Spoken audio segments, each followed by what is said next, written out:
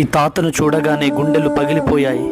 ఎర్రటి ఎండలో ఎలా అడుక్కుంటున్నాడో చూడండి.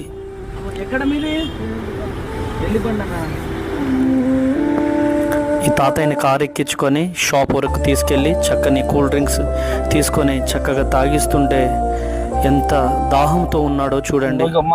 ఫస్ట్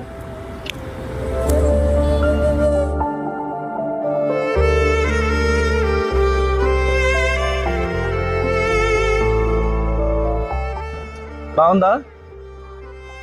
చల్లగా ఉందా? ఎండకి ఎందుకు తిరుగుతున్నారు మరి?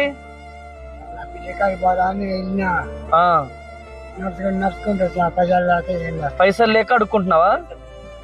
ఇగో చల్లటి వాటర్ ఉంచుకో, దిగండి మరి డబ్బులు ఇస్తా. చిన్నగా చిన్నగా దిగు.